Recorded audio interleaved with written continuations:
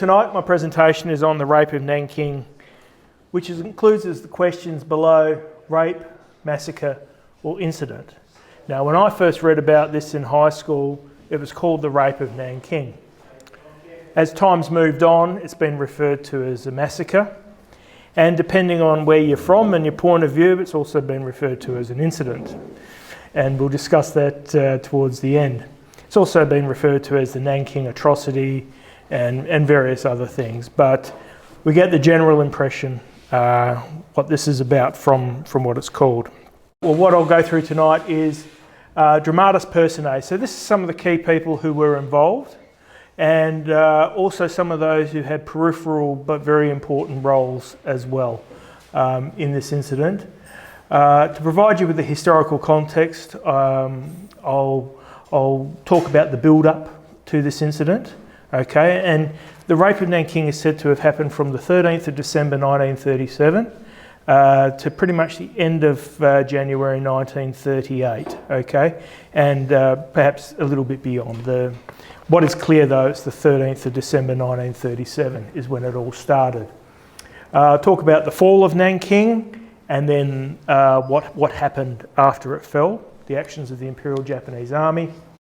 Then the efforts to tell the world about it, okay, because the Japanese had put a complete communications blockade in and around Nanking. So they controlled all the information coming in and going out in those 6 weeks. Then I'll talk about justice for the perpetrators and those who were involved. And then I'll finish with talking about the controversies surrounding this event. The perceptions of the truth that are bandied about by people with an interest to inflate numbers, people with an interest to deflate numbers, and so forth. So we'll discuss that. Okay, so our dramatis personae, our key people. So from left to right, the chap in the peak cap there is a fellow by the name of William Arthur Buzz Farmer. He's a Western Australian journalist, and he was employed by the Chinese Ministry of Information. And our point of interest, his father was senior medical officer with the British South Africa Company and was part of the Jamison raid. So quite a eccentric family in many respects. Minor Searle Bates is the fellow to his right, who was a Christian missionary in Nanking and president of Nanking University. The serious looking fellow, Japanese fellow there with the glasses is Lieutenant Colonel Isamu Cho. He was an aide-de-camp to Prince Yasuhiko Osaka, which is further down. And then the fellow on the far right is George Fitch. He was a Christian missionary in Nanking and president of the YMCA in China. The lady there is Minnie Vautrin, and she was president of Ginling College in Nanking. Fellows upwards to her right is Harold John Timperley, Manchester Guardian correspondent. The fellow in the uniform is General Iwani Matsui, commanding general of the Shanghai Expeditionary Army. The fellow down in the bottom there is Reverend John McGee. He was a Christian missionary in Nanking. And then there's Prince Yasuhiko Osaka. He was temporary commander of the final assault on Nanking, and he was an uncle by marriage to Emperor Hirohito. And then the final person, that distinguished looking gentleman there, is Mr. John Raab. He was German, he was general manager of Siemens China, and he was a member of the German Nazi Party. Okay, so the build-up. So Nanking had been the nationalist capital of China since 1928, when Chiang Kai-shek took power. Although at that time, and for years afterwards, there was effectively a civil war going on in China between various warlord groups around China, and also the Chinese communists. But Nanking was an ancient capital of China, and Chiang Kai-shek made it his capital. And a young American woman, Elizabeth Chambers, who arrived in Nanking in December 1936, described her impressions of the city. And this will give you an idea of sort of what Nanking looked like and was like at that time. She was a very perceptive lady. In the first place, although Nanking is a walled city, that in no way signifies the tight little cramped enclosure that I had imagined. The wall includes much open country within it, and since none of the buildings are particularly tall, the effect is of expansiveness. It's very unmetropolitan. Only the main streets are paved in the American sense of the word, although many of the narrow Chinese lanes are cobblestoned. The remainder of the roads are gravel, and this must make for a terrific dust menace. In what might be called the residential areas, the combination of old and new is startling. A modern steam-heated house will look over its compound wall onto the mat hut of a small farmer next door. On one of the main business streets, a 4-floor brick office building with a great deal of modernistic detail stands directly beside a congested snarl of mud hovels with straw roofs. The new government buildings are truly stunning. They are Chinese in design and do honour to their architects. So Nanking, at the end of 1936, and at the time we're talking about, was a city in transition from a very sort of traditional Chinese city to one that was becoming more modern, but with a very distinctive Chinese feel. Okay, so really the start of all this could be said to be in 1932. The Japanese took over the Chinese territory of Manchuria and they renamed it the Autonomous Province of Manchukuo. The League of Nations sent a commission, it was called the Lytton Commission, to investigate the circumstances of the takeover and found that it was illegal and demanded that Japan return the province to China. Japan walked out of the League of Nations in disgust in 1933 at this order. Now, the takeover of Manchuria was really at the behest of the Imperial Japanese Army, the Kwantung Army, that was the permanent Japanese army in China. Now, the Imperial Japanese Army was effectively a law unto itself. It considered itself answerable only to the emperor, and it sidestepped the authority of the Diet and often the military ministers. And the army had suffered significant disciplinary problems since at least the 1920s and earlier as well, particularly amongst the junior and middle officer ranks who agitated over the slow pace and the slow decision making of senior officers, and they wanted things to move to bring greater glory to the emperor, their beloved emperor, because you've got to remember these people were brainwashed, okay, into believing that the emperor was divine. The emperor believed he was divine, and so everything, their service, everything was for the greater good of the emperor. The takeover of Manchuria was followed by gradual and sometimes military incursions into other parts of northern China. And the Imperial Japanese Army took over the opium trade and also the prostitution trades in Manchuria as well. It was a very good source of income. The next sort of major event was the Marco Polo Bridge incident. So in July 1937, an incident occurred at the Marco Polo Bridge. It's actually known as the Lego Bridge. It's near the town of Nanking in northern China. The details behind what happened in that incident are unclear. However, it's purported that a Japanese soldier had gone missing in the town of Nanking, and the Japanese army, demanded the right to search for him in town. This was refused, and the Japanese army attacked. And like Nanking, it was a walled town, and they attacked. Notwithstanding the fact that the soldier had actually returned to his unit, right? So they were looking for any excuse to attack, and they did. And they were preempting any decision by the emperor or the government to do this. And really, with a lot of things that happened, like what happened in Manchuria, and that they were rubber stamped by the government and the emperor after the fact. The Imperial Japanese Army had thought the Chinese forces would be defeated easily. However, the core of the Nationalist Revolutionary Army, this is Chiang Kai-shek's army, the NRA, had been very well trained by German military instructors. They were well equipped, and they were extremely loyal to Chiang Kai-shek, so they were no pushover, and the Japanese actually got bogged down very, very quickly. So to try and break this deadlock, the Japanese government decided to send an expeditionary force, the Shanghai Expeditionary Force, under the command of General Iwani Matsui. Matsui was elderly, he'd been retired for 2 years, but he was brought out of retirement due to there being a shortage of experienced field generals in the Japanese army. Matsui had also spent a long time in China during his career and was considered something of a Chinese expert. The Shanghai Expeditionary Army invaded Shanghai in August 1937.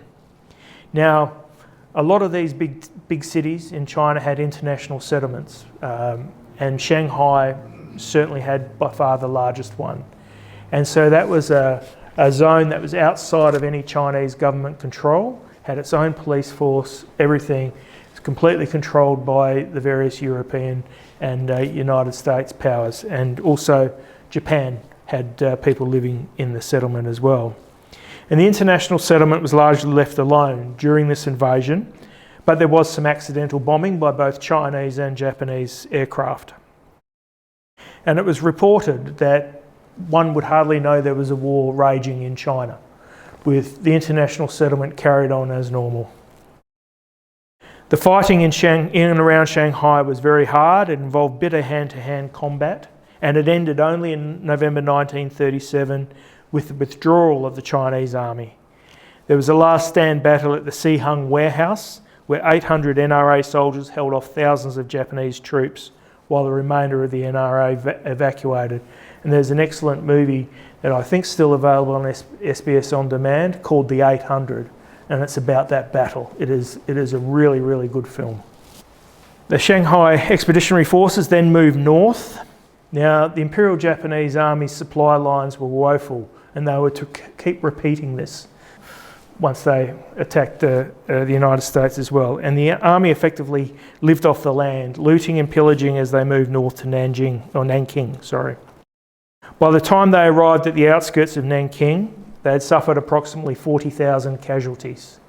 So this was by no means a skirmish. This was a serious war that was happening. On December the 1st, 1937, the Chinese government, realising that the situation was fast becoming dire, relocated to Hankow, further inland, and Chiang Kai-shek followed a week later. The mayor of Nanking, Ma Chao-chun, ordered all Chinese civilians into the international safety zone, which was centred around Nanking University. And the international safety zone had been set up by a group of self-appointed businessmen, missionaries and diplomats from all different nations. Now, and the zone had been set up without any approval from either the Chinese government or the Japanese for that matter, and it was based on a successful Shanghai model that had been set up by Harold Timperley and the Jesuit Father Jacquinot, a French Jesuit who spent most of his life in China. The International Committee consisted of 15 members, and it was headed by John Raab, who was the German General Manager of Siemens Corporation and, as I've said before, a member of the Nazi Party. On the 5th of December, Prince Osaka took over command of the Shanghai Expeditionary Force because the ageing Matsui had fallen very ill. And it was during this time that Osaka is said to have given the order, "Kill all captives," thus providing official sanction for what followed. There is some controversy, however, as to whether it was Osaka himself who gave the order, or his aide-de-camp, Isamu Cho, who, acting on his own initiative, gave the order in the prince's name. Cho himself was an ultra-right-wing militarist who had been involved in many political incidents within the Imperial Japanese Army. Chinese General Tang Shengzi, and please excuse my pronunciation, was left in charge of the Nanking defence with 100,000 mostly untrained troops. So the Chinese army had at its core the NRA, which was very, very highly trained, very skilled, very well equipped. But a lot of the rest of the army were from warlord forces that had joined with Kai-shek, and their equipment and training was nowhere near as good. On December the 10th, Raab telegrammed Kai-shek asking for confirmation that Chinese forces would stop fighting based on information he had received from Tang that he had ordered a 3-day ceasefire. Chiang responded in the negative, saying there would be no ceasefire, and that effectively sealed the fate of the city. At the same time, Raab had sent a telegram to the Japanese advocating for a 3-day ceasefire, and it went unanswered. Chinese troops were streaming in from all over North China, mingling with the defenders. They were demoralised, they were drinking, and they were abandoning their uniforms and equipment to blend in with the civilians. Those that did not retreat set fire to buildings and houses and military equipment as they went, but they left anything that was in the international safety zone alone. Okay? They were doing scorched earth basically to deny the enemy supplies as well. On the 12th of December, so this is one day before Nanking fell, the USS Panay and 3 Standard Oil tankers were bombed and sunk by the Japanese Air Force. All ships were clearly marked as American. The Japanese aviators claimed that they didn't see the markings, even though apparently they stood out very, very much so. The Panay was hit by 3 132-pound bombs, and in total 4 men were killed across the 4 ships, 43 sailors and 5 civilians were wounded. And Colin Malcolm MacDonald, who was a Perth-born journalist with the London Times, was awarded the US Navy Expeditionary Medal for his bravery in helping rescue survivors. And incidentally, his father was a founder of the town of Menzies. So there you go, the things you find out. The Japanese later apologised and they paid compensation to the US government of $2.2 million US dollars. After days of heavy artillery and aerial bombardment, the Imperial Japanese Army enters Nanking on the 13th of December 1937.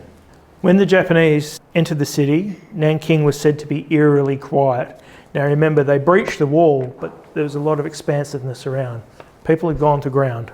But it was not long before the killing of Chinese soldiers, and I use that term advisedly, commenced.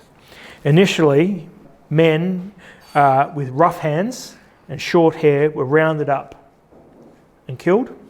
And then any male of military age, including policemen, firefighters and utility workers, were rounded up. They were taken away and either shot or bayoneted and dumped in the Yangtze River, or in local ponds or in ditches dug for that purpose. Many were used as sword practice. The Japanese later asked the International Committee, Safety Zone Committee, for assistance in reconnecting the water and the power. And the International Committee said, well, we can't help you because you've killed them all. You've killed all the workers. There's no one left to do it. No one knows how to do it. And I've referenced there that people were used as sword practice. There was an article on the 13th of December, so these events happened just prior to the entry into Nanking. The Osaka Mainichi Shimbun and the Tokyo Nichi Shimbun reported the 100-man killing contest, which was a contest between 2 young officers, Lieutenants Toshiaki Mukai and Tsuyoshi Noda, vying to be the first to kill 100 people with a sword. Both surpassed the total in the lead up to the fall of Nanking and were said to have killed many more in Nanking itself. The rape and violation of Chinese women and girls of all ages soon followed. Now, the international safety zone included people such as, as I've said, Raab and Fitch, Minor Searle Bates. There was also Dr. Robert Wilson, who was the chief surgeon at Nanking University Hospital. And all these men kept very detailed diaries and copious notes of what is going on, okay? So they were eyewitnesses, okay? They didn't see everything, but they saw a hell of a lot, and they recorded it. And Dr. Wilson in particular recorded his as though he's writing letters to his family. He couldn't get information out, but he's writing it in the white heat of the moment. And this is one thing that he wrote. The slaughter of civilians is appalling. I could go on for pages telling of cases of rape and brutality almost beyond belief. 2 bayoneted corpses are the only survivors of 7 street cleaners who were sitting in their headquarters when Japanese soldiers came in without warning or reason and killed 5 of their number and wounded the 2 that found their way to the hospital. Let me recount some instances occurring in the last 2 days. Last night, the house of one of the Chinese staff members of the university was broken into, and 2 of the women, his relatives, were raped. 2 girls, about 16, were raped to death in one of the refugee camps. In the university middle school, there were 8,000 people. The Japs came in 10 times last night, over the wall, stole food, clothing, and raped until they were satisfied. They bayoneted one little boy of 8 who had 5 bayonet wounds, including one that penetrated his stomach. A portion of the omentum was outside the abdomen. I do think he will live though. John Raab also kept a copious diary, and on the 17th of December he wrote, 2 Japanese soldiers have climbed over the garden wall and are about to break into our house. When I appear, they give the excuse that they saw 2 Chinese soldiers climb over the wall.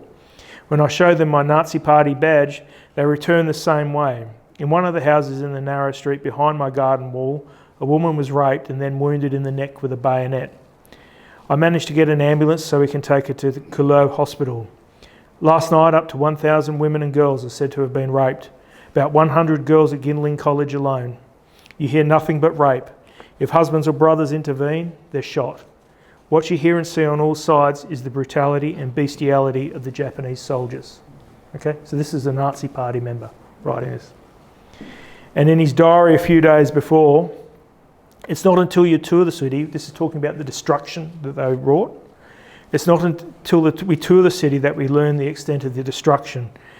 We come across corpses every 100 or 200 yards. The bodies of civilians that I examined had bullet holes in their backs. These people had presumably been fleeing and were shot from behind. The Japanese marched through the city in groups of 10 to 20 soldiers and loot the shops. I watched with my own eyes as they looted the cafe of our German baker, Herr Kissling. Hempel's hotel was broken into as well, and almost every shop on the Chongsheng and Taiping Road have been looted. The Japanese just didn't stop at commercial properties. They looted all the embassies as well, right? In clear violation of all diplomatic rules, okay? Now, throughout the 6 weeks, almost daily, the committee and John Raab were writing letters of protest to the Japanese embassy, to the Japanese ambassador who'd remained in Nanking. And what becomes clear is just how powerless the diplomatic corps, the bureaucracy in Japan and the politicians were. Like I said, the Imperial Japanese Army was a law unto itself. And he wrote to the Kiyoshi Fukui, the Japanese ambassador in Nanking. In other words, on the 13th, when your troops entered the city, we had nearly all the civilian population gathered in a zone in which there had been very little destruction by stray shells and no looting by Chinese soldiers, even in full retreat. All 27 Occidentals in the city at that time and our Chinese population were totally surprised by the reign of robbery, raping and killing initiated by your soldiers on the 14th. All we are asking in our protest is that you restore order amongst your troops and get the normal city life going as soon as possible. And it didn't happen. Now the safety zone itself, which was centred around the University of Nanking and sort of surrounding buildings, was in many respects largely respected, if you could call it that, by the Japanese soldiers. It's like they didn't just go in and just destroy everything, but they did break in and they did cause some strife. And it was enlisted men and officers as well, right, doing this. And Raab, the diplomatic corps, like the British diplomats, the American diplomats, and so forth, returned to Nanking in early February, and they started gathering information. They sent commissions of inquiry out to gather information, and they also, the International Committee assisted in that. And there are many cases, but some of the more clear ones, just the kind of things that they did. On the night of December 15th, a number of Japanese soldiers entered the University of Nanjing buildings at Taoyuan and raped 30 women on the spot, some by 6 men. December 18th, Japanese soldiers wanted a man's cigarette case, and when he hesitated, one of the soldiers crashed in the side of his head with a bayonet. The man is now at hospital and not expected to live. On December 16, 7 girls ages ranged from 16 to 21 were taken away from the military college. 5 returned. Each girl was raped 6 or 7 times daily. And it just goes on, and I don't, I'm not going to dwell on the fact. We get that what was happening there was terrible.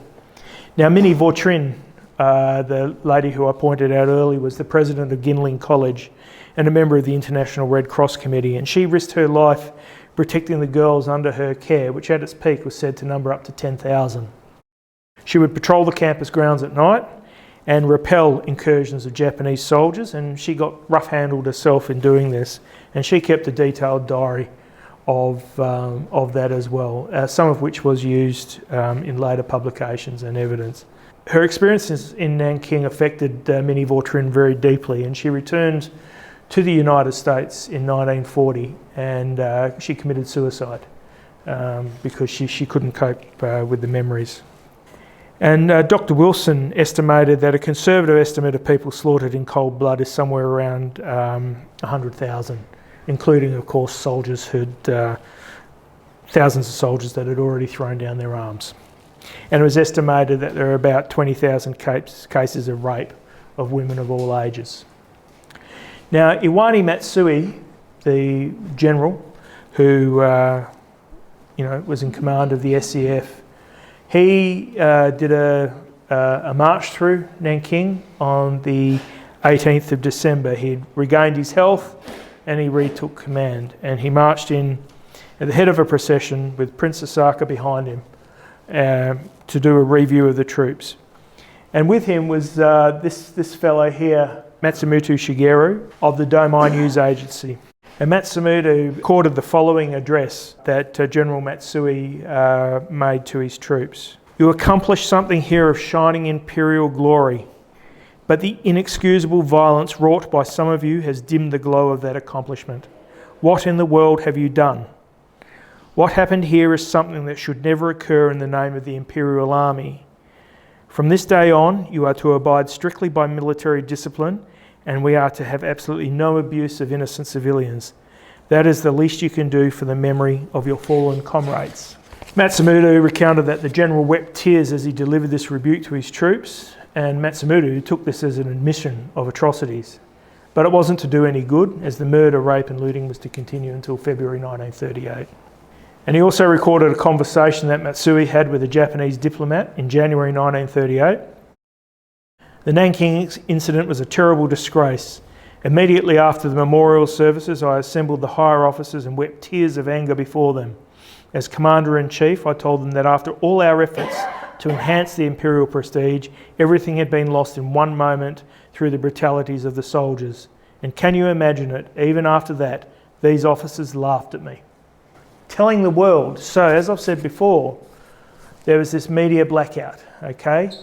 But information was able to dribble out slowly. But it really started to come out in January, like early January 1938. And these are some of the key people. So we have Harold Timperley, McGee, Tilman Durden, Buzz Farmer, Dr. Wilson and George Fitch. So Tilman Durden was the New York Times correspondent. He got the first story out, telegraphing it from the USS Oahu on the 17th of December as he was being evacuated.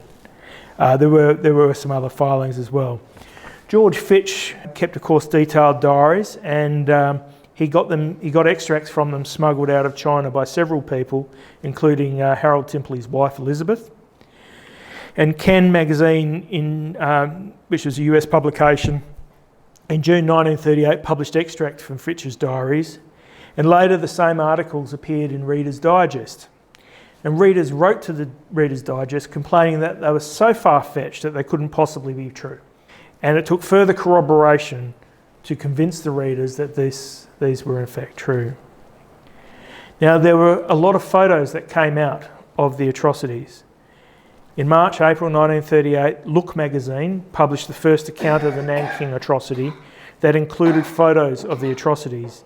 And these pictures have long been the subject of controversy, with Japanese revisionist historians claiming that they've either been doctored or they're just fake. Now, William Arthur, Buzz Farmer, I'll just call him Buzz from now on.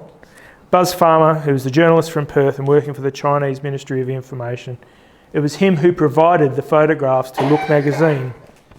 And he recounts in his book, Shanghai Harvest, how he came by them. So how did the photos come into my hands? They were taken by the Japanese themselves in glorification of their atrocities. Every second Japanese soldier carried a camera in those days. They may do so still. They sent their pictures for developing and processing it to the Japanese photographic shops in the heart of the international settlement of Shanghai. The staffs invariably contained a few Chinese. These men, at great risk to their own lives, made additional prints and forwarded them to the Chinese Ministry of Information in Hankow. They were handed over to me for disposal. They arrived just after I'd seen dozens of people blown to bits during a terror raid. Memory of the frantic keening of women rocking above the remains of their menfolk still drew my face tight. I had the pictures rephotographed. I thought, what pictorial magazine had the world's largest circulation and the least squeamishness? I wrote a covering story at white heat, signed it with my full name, and sent this indisputable evidence of Japanese barbarism gratuitously to the American magazine Look. And that's the story of the first publication of these pictures. And Hollington Tong, who is the Minister of Information in his own separate biography, confirms that story. John McGee, the clerical fellow there, at great risk to his own life, secretly recorded a film of what the Japanese were doing in Nanking. And you can go on YouTube and you can see this. You can see this film. You can also see the photographs that were taken. They are very distressing. So he secretly recorded a film. He gave it to Harold Timperley, who edited it with descriptive headings to provide the context of where things were. And the film was taken to the USA by George Fitch, who smuggled it out, and then later in the UK by Harold Timperley. And Harold Timperley showed it to Parliament in the UK, and a number of the parliamentarians had to leave the room because they were so sickened by what they saw. They also tried to show the film in Australia, but the censor banned it because it was too distressing. And the Japanese ambassador in Australia at the time says that was a good decision because these things are faked anyway. Now, Harold Timperley, he was good friends with Minor Searle Bates. He knew Fitch, he knew McGee. He was a very well-connected man. He got information about what was going on, and he filed a report with the Manchester Guardian telling his story. But what happened, the Japanese blocked it. Okay, they refused to let it go through. They'd taken over the telegraph company. So he sent his first telegrams out. The Japanese blocked them, and then they sent a copy. They sent them to, the Foreign Affairs Department and so forth in Japan. They redacted some key information. Harold Timperley, in his first telegram, said there's an estimated 300,000 deaths in the Yangtze Delta region, which includes Nanking. The Japanese redacted the Yangtze Delta bit and just said Nanking, and that's caused a lot of controversy ever since. And how do we know all this? It's because we've got copies of his telegram and also copies of the one that the Japanese sent back to Japan. And the reason we've got copies of that is because the American had broken the Japanese diplomatic codes, and so they knew what was going on. Okay, but eventually he got the stories out, and he decided in early 1938 to put a book together with all the materials that Bates and everyone had put together, and he published a book called What War Means, The Japanese Terror in China. And that got very wide circulation. People were appalled. It didn't do very much. As Buzz Farmer said, this would have really shocked the world had the victims been Westerners instead of Chinese. It really wasn't until, like, reading about it, the Americans and the British wavered and so forth. And really, it was not until things really started impacting the United States that they took a very hard line. Britain followed, and then they started, economic sanctions and so forth, which ultimately led to World War II. Justice. So there's this massacre, these atrocities that were committed. So what happened after the war? Because really there was a reckoning after the war, 1945, which included the events that the Japanese did in China, the Tokyo war crimes trials, and various other ones that were around the region. So firstly, Emperor Hirohito, who was the supreme commander, he was indemnified from prosecution, as were all members of the royal family. And they were indemnified as part of the political reconstruction process of Japan. Douglas MacArthur, that was a cornerstone of his policy, was to remove Hirohito as a divine being, but to make him a figurehead to keep Japan unified. Prince Osaka was indemnified from prosecution because he was also a member of the royal family, not just by marriage to Emperor Hirohito, but he was a member of one of the 4 branch houses, which are the houses that have a claim to the line of succession. So he was indemnified. Iwani Matsui, who was ill when the events happened, he was found guilty at the Tokyo war crimes trial and executed by hanging. Even though, we're not exactly sure how much he knew and what he did or what he tried to do to stop it, but he was somewhat of a scapegoat. There were others that should have hung as well. A lot more should have hung, actually. Isamu Cho, who was Asaka's aide-de-camp. He committed ritual suicide after the Battle of Okinawa was lost by the Japanese. He was in command there. Lieutenants Mackay and Noda, that's them there in that rough picture. They were arrested in Japan, extradited to China, and put on trial at the Nanking War Crimes Tribunal. They were both found guilty of atrocities and executed by firing squad. John Raab, whose picture's not there, but who we saw earlier. When we're talking about justice, it's amazing, you know, justice can have different effects, you know. John Raab has been referred to as the good man of Nanking. He risked his life. He helped so many people. It's estimated he saved tens of thousands of people with his actions. He was recalled back to Germany and he remained under suspicion for the rest of the war. His activities were monitored by the Gestapo because he'd been sending these reports back. Japan was an ally of Germany.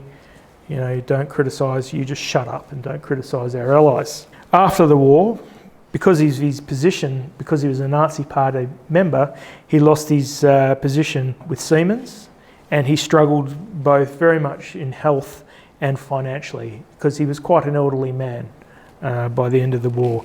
And of course with the privations, he lived in Berlin, the privations, with all the bombing in Berlin and all that, it just worsened his health. Despite his good work in China, he was not denazified for a considerable time, but he was eventually re-employed by Siemens in a much reduced role. And the Chinese mission in Berlin had found him and located him, and they sent him food parcels in gratitude of his work because food was very scarce in post-war Berlin. And Madame Kai-shek offered him an apartment and a pension in China if he would agree to give evidence at the war crimes trials. And he refused, stating, "I didn't want to see any Japanese hang, although they deserved it. There must be some atonement, some just punishment. But in my view, the judgment should be spoken only by their own nation." So he's saying the Japanese should recognise what has happened and should punish the perpetrators accordingly. And he died on the 5th of January 1949 of a stroke whilst at work at Siemens. So the controversy, truth. So controversy still rages today over this, you know, nearly 90 years after these events took place. It's mostly between Japan and China. Japan can seem to take criticism from the Western powers, but it can't take criticism from China. And China can't take criticism from anybody. So it still rages today about these events. And ultimately the biggest bone of contention seems to be the claims that the Japanese actions were genocide and also with regards to the number of people killed. Now the arguments about the number of people killed are absolutely, they're just ridiculous, quite frankly. I mean, a massacre is a massacre. If you've got a heap of armed people killing unarmed people, it's a massacre. Whether it's 50, 50,000, 500,000, it's still a massacre. The numbers almost become meaningless after a time. For people like us who are looking at these events in the history, for the families and friends and the people who survived, of course it means something very different. In addition to this, the Japanese have been accused of wiping or ignoring their wartime excesses in their school history books and just generally in their historical context, keeping following generations ignorant of their country's militaristic past. So in terms of numbers killed, the International Military Tribunal for the Far East, which was the Tokyo War Crimes Trial, estimated that over 200,000 people were killed in Nanking based on the figures of burial societies and organisations such as the Red Swastika Society. It had no connection with the Nazi Party. The swastika is a Hindu symbol and the Red Swastika Society was a humanitarian organisation. Even the dissenting judge in the Tokyo War Crimes trial, Rahabinod Pal, a fascist sympathiser, was convinced of the appalling Japanese conduct at Nanking and thought the number most likely accurate. At the Nanking War Crimes trial, held in Nanking, stated that more than 190,000 people were mass slaughtered and their corpses burned to destroy proof, and that evidence from the burial societies indicates that 150,000 were buried, so that means over 300,000 were killed. Again, their estimates. The most accurate figures are those from the Red Swastika Society and the Red Cross, who kept records. The Nanking Memorial states 300,000 plus. Japanese revisionists, depending on their extremity or extremism, claim that what happened at Nanking is either a complete fabrication or only 40,000 were killed. Less extreme commentators say less than 200,000 were killed. And you would not believe the way they get bound up in the numbers. Like they're really, really missing the point there. In Harold Timpley's book, he stated that 300,000 were killed in the Yangtze Delta. And that was in his original missive that he sent. And there are revisionists such as this Minoru Kitamura character who blame him for that hotly contested number. Now, he never said that it was 300,000 in Nanking. He was quoting numbers given to him by the Jesuit, Father Jacquenet, okay, and that was in the whole region, not just Nanking. And the Jesuits did have a very good intelligence system, and they probably still do. Minor Searle Bates, George Fitch, and Robert O. Wilson all testified at the Tokyo War Crimes trial, okay, because they were there. Now, interesting at war crimes trials is different to a criminal trial. Hearsay evidence can be admitted if there is no other option. They could give evidence on what they witnessed themselves, and then they gave evidence on what people told them. Okay, the survivors, the Chinese people who they saw and spoke with. Timpley's been criticised for not giving evidence at the trial. He said that he wasn't prepared to back up his numbers. Well, he wasn't in Nanking, he was in Shanghai. And he was taking the information from Bates, Fitch and Wilson. So it would be hearsay upon hearsay evidence. There was no reason for him to give evidence. Arguments about genocide. This lovely young lady here, Iris Chang, wrote this book called The Nanjing Massacre, The Rape of Nanjing. And she posits that it was a genocide. This genocide is similar to what the Nazis did to the Jews. And there is little evidence to back that up because it was deliberate government policy in Germany to do what they did.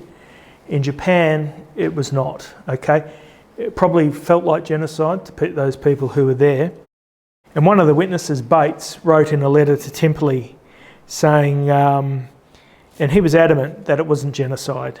He says it looks like it, but he says it was indiscipline, hatred of the Chinese, ethnic superiority, and an unfounded fear of snipers that contributed to the killing. Also, the hatred shown to the population of Nanking was due to the heavy casualties the Imperial Japanese Army suffered, and that Nanking, being the capital city of a hated enemy, was there for destruction.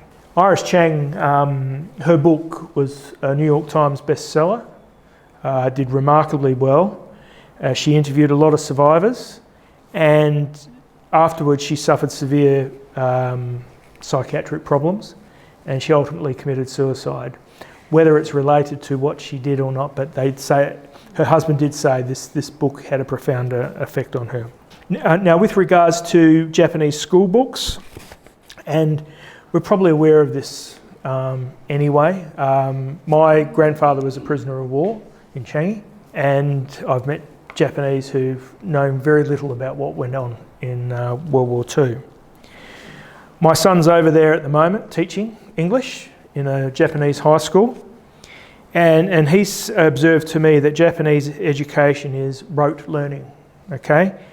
You're taught and examined only on what is in the textbooks, okay? Textbooks are left vague. They do mention the war, and where Nanking is mentioned, it is euphemistically referred to as the Nanking incident. And I do have an excerpt of a textbook here, and this is how they described it. The Nanking incident, in which the Japanese army killed a large number of Chinese, including non-combatants, occurred. That's it. Okay? That's better than some other textbooks that say it never occurred at all. It really depends on the political ideology of the time and who can get in there or in when the books are being revised. On a recent trip to Japan, I was fortunate enough to visit the Hiroshima Peace Memorial and Museum. And when going through the first gallery, which is dedicated to the survivors and those who were killed in the bomb, you would have to be a monster not to be moved by that. It is very moving, it's very sobering, and you come out feeling very sombre. Moving into the next gallery, which is about the historical development of the bomb, the events of World War II and the war in China is sort of mentioned in words to the effect, Japan had been at war with China since 1937, and the USA eventually enforced a trade embargo that cut off supplies of raw materials to Japan. Japan declared war with the attack on Pearl Harbor and first met with success and then gradual defeat. The USA decided to drop the A-bomb to prevent the Soviet Union joining the invasion of Japan, and because they'd spent so much money developing the weapon, they needed to use it. At no point is there any mention about Japan's wartime atrocities or the millions of civilians and POWs killed by the IJN, Imperial Japanese Navy, between 1937 and 1945. It's very, very one-sided. And my son, when he first went to Japan, when he was 15, went there, and that's the first thing he said to me as well when he came out. He says that it's just like almost like a total veil over what Japan did, like the causes. The way they present information encourages students not to ask questions, whereas our curriculum, whilst not perfect, and my good friend here, Robert's training to be a teacher, it's all about asking questions. Okay, why? How come this happened? What's the context? And so, to be fair, to be balanced in this, with regards to the teaching of history, it should be said that many countries do tend to brush out or gloss over the unsavoury parts of their history, okay? Perhaps not to the same extent as Japan, but Russia certainly does. China certainly does. Like China makes a big deal of Nanking, because it's actually a unifying thing. All Chinese had a common enemy. But of course, what happened in the Cultural Revolution doesn't really get a mention, okay? Even in the Netherlands, they're only coming to terms with what happened in the Indonesian Revolution. And also in our own country, in Australia, okay?